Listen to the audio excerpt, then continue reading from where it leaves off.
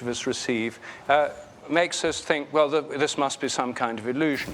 So probably most people in this room have been trained to dismiss the phenomenon by saying, oh, it's just a coincidence. You turn around all the time. If no one's looking at you, you forget about it. If they are, you think there's some mysterious sense involved, but it's really nothing but either coincidence or peripheral vision or something like that. That's the standard way of explaining it away. But now many experiments have been done to test whether this is real. And the simplest experiment involves people working in pairs. One sits with a blindfold with their back to another. The other person either looks or doesn't look at them in a randomized sequence, and in each trial the person has to guess if they're being looked at or not. Hundreds of thousands of these trials have been done. The overall results show a positive, a very significant effect. When things are repeated over hundreds of thousands of trials with many independent replications, they become very significant, even though, as in this case, the effect is fairly small. These experiments have also been done in Amsterdam in the Science Museum in one of the largest experiments ever conducted for more than 20 years. This experiment's been running. More than 20,000 participants have taken part. The results are, again, overwhelmingly positive and significant. Rather surprisingly, this phenomenon also occurs through closed-circuit television. Various experiments have been done whereby people's skin conductance is measured with electrodes on their fingers. This measures emotional arousal. And it turns out that there's a significant change in people's emotional arousal when they're being looked at through closed-circuit television by someone on a monitor in a different room. This work's been replicated as well. One of the people who's done it, Marilyn Schlitz, is right here in the Bay Area. Indeed, she's right here in this room. So there's now a substantial body of work showing that people can tell when they're being looked at, even through closed-circuit television. This is something which has become of great interest to the security agencies, and I can't divulge exactly who or why, but I can tell you that the security forces are very interested in this question. Could a potential terrorist, for example, tell when they're being watched through closed-circuit television? The answer to that is probably yes, if they've trained their sensitivity a bit. This phenomenon is well known to security guards. Most security guards are well aware that if people are looked at from behind, they can tell when they're being looked at. Private detectives know that when they're shadowing people, when they're following them, they shouldn't stare at their back because the person's likely to turn around and catch their eye and blow their cover. People in the martial arts know about this, and there are martial arts methods for training your sensitivity to feeling people's intentions or looks from behind. And in the closed-circuit television industry, which now involves millions of CCTV cameras engaged in surveillance work, many operatives know that you can affect people by looking at them. I gave a talk about this in Washington, D.C. last year, and one of the guys in the audience told me afterwards that he was, in fact, a security guard. And when he was trained by an FBI trainer, they told him, if you see someone doing something they shouldn't do, just stare at them hard on the screen, and they'll probably stop it. And I said to him, does that work? And he said, sure, I do see it almost every day. He said, we all know this stuff. He was amazed that this is a controversial issue within the academic scientific world, because people in the security industry take this for granted. In the British Special Services, the SAS, when people are being trained how to stab others in the back, they're trained that you don't stare at the person's back before you stab them, because they're likely to feel it, turn around and shoot you. So these things are completely taken for granted, yet they're a huge scientific anomaly. It shouldn't happen if the mind's all in the brain. But if our visual activity involves the outward projection of images, and even a kind of resonant projection when you see something on a computer screen, it's not a direct effect. In that case, just seeing the image can affect the person. Something else is going on. I think our minds are, in fact, extended beyond our brains in every act of attention and perception. And this is not a new view. It's a view put forward by Plato and other Greek philosophers. It's the view of perception in most Hindu and Buddhist philosophies. It's the view taken for granted by traditional people all over the world. And it's the view taken for granted by Western children under the age of 10 or 11. Studies on children's intellectual development shows that most children assume that vision involves this outward projection. That's why Superman comics and things show rays coming out of the eyes of superheroes. It's a very popular childlike way of seeing or understanding. Piaget, the developmental psychologist who studied children's intellectual development, said that by the age of about 10 or 11, the average child learns the correct view, which is that thoughts and images are invisible things located inside the head. We've all been brought up with the correct view, in spite of the fact there's virtually no evidence for it. No one's ever seen a thought or an image inside a head. And our own experience of seeing things outside us directly contradicts this theory. So we've bought into a theory that's totally at variance with our most immediate experience. And I'm suggesting our minds reach out beyond our brains, and the sense of being stared at is one aspect of this. Animals feel it too. Many animals can tell when they're being looked at. There's a lot of evidence for this from wildlife photographers and hunters. And many people say that they can feel when animals are looking at them.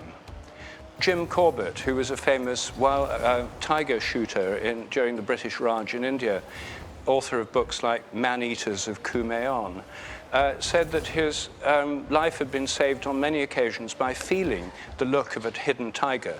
The hair on the back of his neck stood up as he felt this tiger's presence and escaped. I think that this isn't just something that happens between people and animals and people and people. I think it happens between animals and other animals. And it may well have evolved in a predator-prey situation. If prey animals could tell when predators were looking at them, they'd tend to escape better. And the natural history of this is virtually uninvestigated because it's been a taboo area, not really on the scientific map until quite recently. Anyway, as I say, this is an area where there's research going on actively at present. And it's one of the ways in which our minds seem to be extended beyond our brains and have effects which ought not to occur within the standard view of things, but which do seem to occur and which most people have actually experienced themselves. And this is one of the phenomena that I call a mystery of everyday life. It's something almost everybody, even every child, knows about. But most scientists have been trained not to think about it or to dismiss it because it doesn't fit the paradigm or the model. If we move to this extended mind model, it makes good sense. There's another way in which the extended mind idea makes better sense of our experience than the idea that it's all in the brain. And that's to do with the way that social animals are coordinated with each other. All social animals have to work together, by definition, in a harmonious way for the society to hold together. And this is shown most graphically in the case of flocks of birds. Here you see a flock of starlings. The flock can fly together. They can turn immensely quickly without bumping into each other. Here are some other pictures of flocks of birds, of starlings, and the astonishing maneuvers that they make. Some of you will be familiar with animation, computer animations of bird flocks like Craig Reynolds' classic Boyd's model from the 80s. Which seem to show you can just explain it by nearest neighbor sensations. Actually, you can't. Those models are biologically naive. They assume that birds look at their nearest neighbor, process the information, adjust their flight, and change direction. That takes a lot of time. Nervous systems work slowly compared with computers. And the birds are reacting too fast for that to happen. The best computer models are field models that treat the whole flock as a field phenomenon. And I think they are indeed field phenomena, that members of social groups are linked through social fields or morphic fields of the social group. The same applies, of course, to schools of fish, like this one. And especially when predators attack, they can scatter in different directions very rapidly without bumping into each other. The whole group seems to move as a unit, as a kind of field.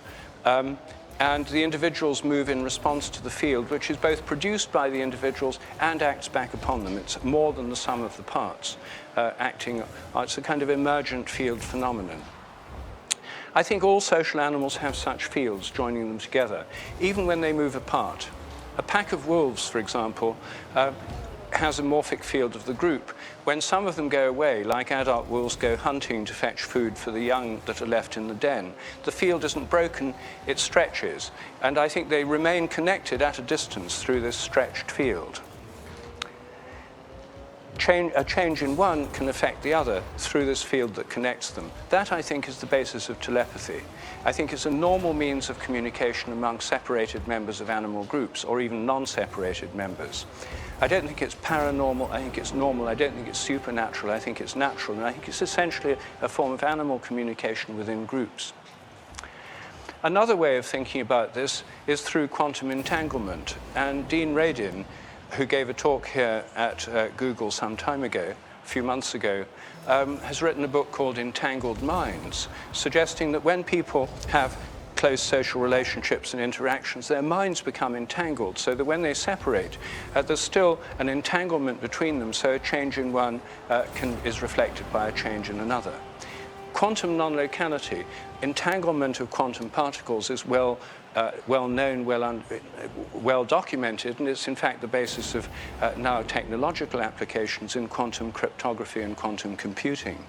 And what that shows is that particles that are part of the same system, when they move apart, a change in one is immediately associated with a change in the other. This is independent of distance, unlike many other physical phenomena. It doesn't matter if it's an inch apart or a mile apart. It's distance-independent entanglement or non-local connection. I'm suggesting something like that happens in the case of animal groups and in social groups in general, including human groups.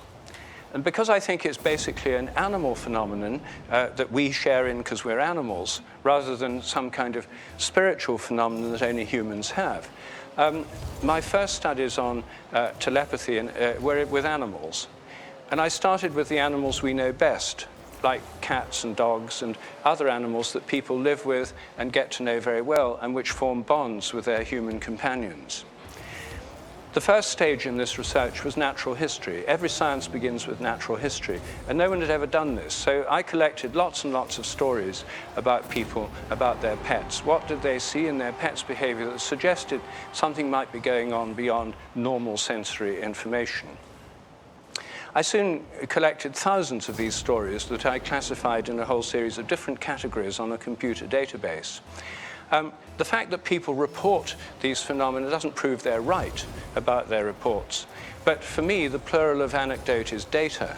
And when you have hundreds of reports of the same kind of phenomenon from all over the world, at least it shows lots of people are observing or think they're observing the same kind of thing. And that then has to be investigated further. For example, on our database, we have hundreds of reports from cat owners saying their cat seems to read their mind and know when they're planning to take it to the vet. The cat disappears. After it's happened a few times, people try to avoid giving the cat any clues. They don't let it see the carrying basket. They try not to think of the word vet. Some people even ring the vet from work so the cat doesn't overhear the conversation. And then they swing by home on the way back from work to pick it up, and it's still not there. So many of these stories that we did a survey of all the veterinary clinics in the North London Yellow Pages, 65 of them, rang them up and said, do you ever have a problem with people missing appointments with cats? 64 out of 65 said, yes, it happens all the time. And the remaining ones said, it happens so often we've given up the appointment system for cats. People just have to turn up with them. With dogs and cats, another very common phenomenon is the animals knowing when their owners are coming home. A lot of dogs and cats wait at a door or window when the owner's on the way home. Even if they come at non-routine times, even if they come by public transport, even if they're in a friend's car, and even if the people at home don't know when they're coming. Many, many of these stories, about 800 of these stories with dogs on our database, about 500 with cats. Also stories about lambs that are raised by hand on milk that do it, a few rabbits and guinea pigs and ferrets that do it, parrots, parakeets, budgerigars that do it. A range of animals do this, but all of them are mammals and birds. I haven't come across any cases of return-anticipating reptiles. I've tried hard to find such cases, including launching appeals for information in journals like Reptilian International. And I haven't come across any convincing cases of snakes, monitor lizards, or fish like goldfish, or insects like stick insects seeming to feel this. It only seems to happen with mammals and birds that form close bonds with their owners. Well, is this just an illusion? When I discussed it with one of my skeptical colleagues in Cambridge, Nicholas Humphrey, who's a psychologist, to my surprise, he didn't deny the phenomenon. In fact, he said, well, my dog used to do that. My mother always knew when I was coming home, the dog would go to the door. And I said, but surely the dog couldn't have heard your car from the other side of Cambridge, from many miles away, against all the traffic that's there, irrespective of the wind direction. And he said, oh, on the contrary, it just shows what sharp hearing they've got. And because he and I differ in many respects in our opinions, yet we share a belief in science and scientific method, this led to the idea for an experiment. And the experiment is, the person goes at least 5 miles from home.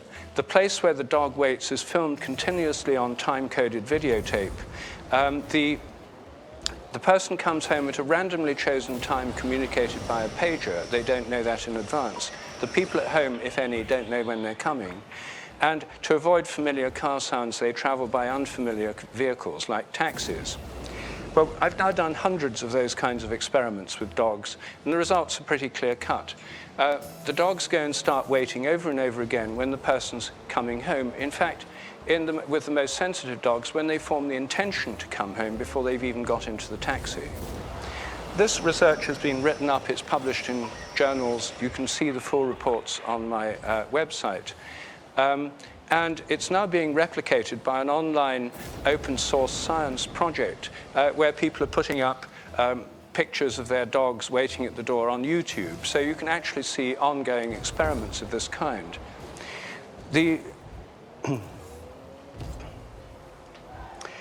This slide shows a survey of dogs and cats that do this, a random household survey done in 2 locations in Britain and 2 in California. You'll see that about 50% of dogs are reported by their owners to anticipate the arrival of a member of the family. An average of about 30% of cats. For some reason, the Californian cats do it more than British cats. We haven't worked out why. But even in Los Angeles, where the most impressive animals seem to live, cats do it less than dogs. And that doesn't necessarily prove cats are less sensitive than dogs. It may just prove that some of them are less interested.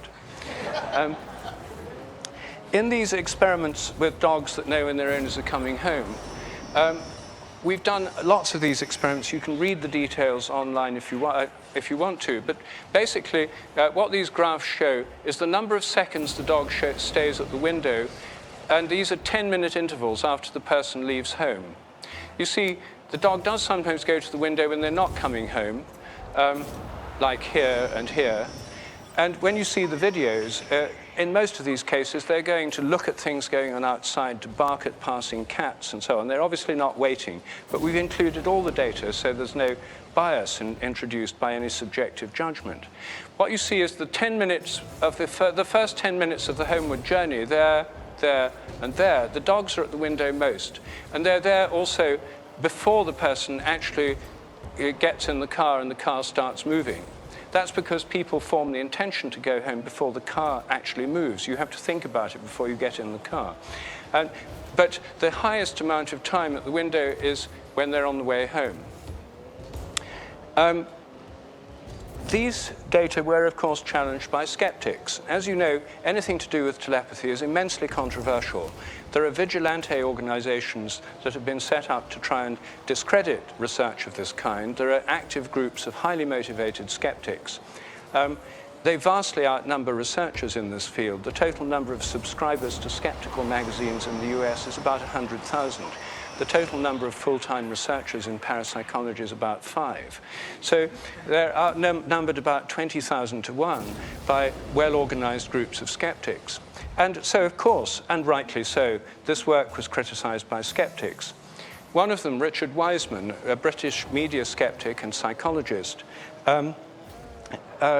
said that I must have made mistakes in the result, faulty randomization, the wrong kind of vehicle to bring people home. So I invited him to do his own experiments with with one of the same dogs, the same dog I worked with here. And these are the results of the 3 experiments he did in the same location. As you see, it's an almost perfect replication. The most time the dog was at the window was in the first 10 minutes of the homeward journey, and showed exactly the same kind of pattern.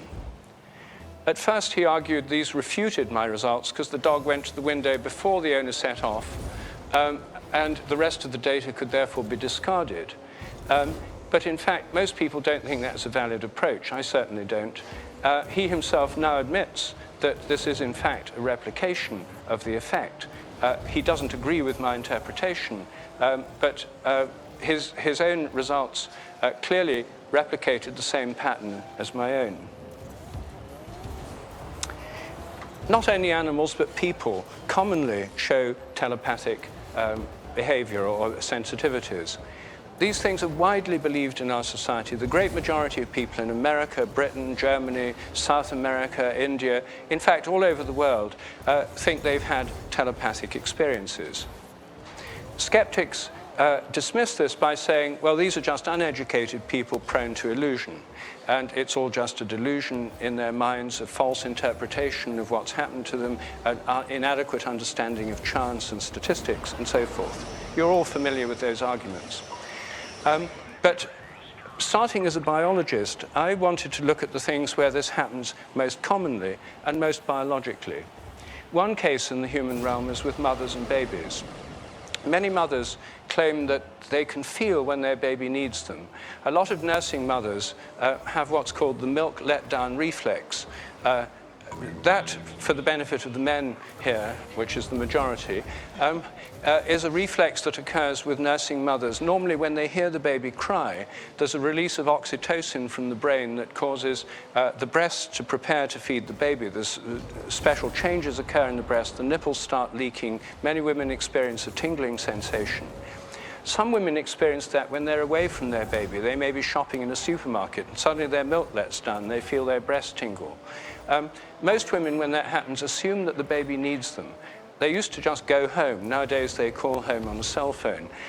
They're often right. Not always, but very often. And I've done detailed studies on breastfeeding mothers in London that show that the odds against this happening by chance at the time the baby really does need them, the odds are about 1 billion to 1 against chance in the study I did. So I think there's something really going on there, and this is a very good area to study telepathy. It's very biological. It's easy to see why natural selection might have favored this ability. A mother who knows when her absent baby needs her is more likely to have a baby that survives than a mother that doesn't know. And so I think that natural selection favors these abilities. They have an evolutionary reason for being there. They're not just sort of curiosities on the very fringes of parapsychology. They're central aspects of life. And until the invention of modern telecommunications, the only way that a mother could know her baby needed her immediately when she was far away from it was through telepathy. It's the only way people or animals could communicate at a distance until the invention of telegraphs and telephones. Well, telephones are, in fact, one of the ways in which telepathy emerges most strongly in the modern world. It's evolved along with technology, and right now it's on the increase because people use telephonic communications so much. Surveys show that the great majority of people have had experiences of what I call telephone telepathy. You think of somebody for no apparent reason, and then that person calls, and you say, "That's funny, I was just thinking about you." Surveys in a variety of countries have shown that more women than men claim this experience. About 95 or 96% of women, about 72% of men. There are some national differences in men. The most sensitive men in our survey were in Argentina, the least sensitive in Britain. With other kinds of telepathy, the figures are still way above the 50% mark. They're the majority of people, but much less common than telephone telepathy. So what's going on here? It's very common. I imagine most people in this room have experienced it. Is this just an illusion? What do the skeptics say? Well, what the skeptics say, and what most people in this room have probably been trained to say, and probably heard said very often, is, oh, well, it's just a coincidence. You think of people all the time, one of them rings, and then you think, oh, well, it must have been telepathy, but you forget the millions of times you were wrong. A reasonable hypothesis, chance, coincidence, and selective memory, but where's the data? In science, it's not enough to put forward an armchair hypothesis. You need data. Skeptics have been advancing that argument for 100 years since the invention of the telephone, and there was not one shred of data to support it. And nothing in science deserves a free ride. And you need evidence. Anyway, I've developed a test to try and find out what's really going on. Is it just coincidence or not? For that, you need statistical experiments. And how I've been doing these tests is as follows. Imagine you're somebody who has this experience and you volunteer to be a subject in one of these experiments. You give me the names of 4 people you might be telepathic with, typically people you're closely related to, family members, girlfriends, boyfriends, close colleagues, people you know well. You give me their numbers and their names. You sit at home, you're videotaped continuously while you sit by a landline telephone with no caller ID system. We then pick one of your 4 callers at random using a randomizing device, call them up and ask them to phone you. They phone you. The phone rings. Before you pick it up, you guess who it is. I think it's John. You pick it up. Hi, John. You're right or you're wrong. It's an objective fact. It's on film. And your chance by getting it right by just guessing is 25%, 1 in 4. Well, in these experiments,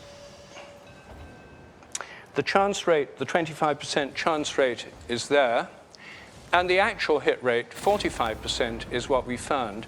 And this was with hundreds of tests, and the probability figure for this is 1 times 10 to the minus 12. In other words, this is way beyond what you'd expect by chance. This is a highly significant, statistically significant result. It's not just chance. Whatever it is, it's not just chance.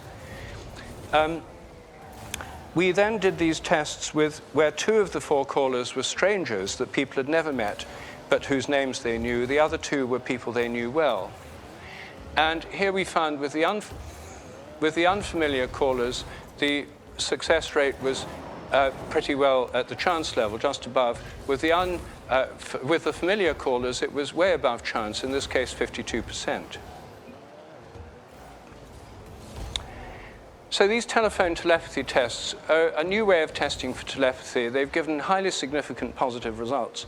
There's no effect of distance in accordance with other research on telepathy. We did some of our experiments with young Australians and New Zealanders who'd recently arrived in London, whose nearest and dearest were at the Antipodes, the other side of the world. Their hit rates were actually higher with people in Australia and New Zealand than with new acquaintances in England, showing that what matters is emotional proximity rather than physical proximity. And this has now been replicated in a number of studies at Cape Town University, at Amsterdam University by Dick Bierman and his colleagues, and recently at Freiburg University in Germany. And it was also done as a replication for a TV show in Britain under controlled conditions with the Nolan sisters, who were an 80s girl band. And that's now available on YouTube. You can actually see, there's a 5-minute clip showing that experiment. You can get to it through my website, www.sheldrake.org. But if you're interested in seeing one of these tests, you can do that easily enough. The latest evolution of telepathy is in connection with emails. The same kind of things now started happening with emails. Lots of people think of someone, then they get an email from them. They say, that's funny, I was just thinking about you. We've done very similar experiments with emails, 4 emailers, random choice of who's going to email you. People have to guess just before they get the email who's sending it. We have fixed times for this experiment. You know that you'll get an email at, say, 4 o'clock. So at 3:59, you have to send me an email with your guess. Then the person sends their email at 4 o'clock and with a CC to me. From the emails themselves, we know to the exact second when the guess was sent and when the actual email was sent. And so we can show that the guesses are made before the email has been sent. It's built into the technology. We've done those also with people being filmed for security reasons to make sure they're not cheating by means of mobile phones, regular phones, MSN Messenger, or anything like that. And the results of the email experiments show a similar effect. The chance level of 25%, the film tests 47% is the hit rate. And again, we get a higher hit rate with the familiar than the unfamiliar callers. We also found no effect of distance in these email telepathy tests. Well, these tests lend themselves to automation. And I've recently been, in the last couple of years, developing a whole set of automated online tests for telepathy. Some of them are automated email tests. The whole of this can be done online, where you register online, you put in the names of your emailers, the computer selects an emailer at random, asks them to send you an email by sending them an email. So the whole thing's done by email, and all the results are recorded in an online database. I've also have a similar experiment working with text message tests on mobile telephones. And those, both the email and the automated text message tests are giving significant positive results.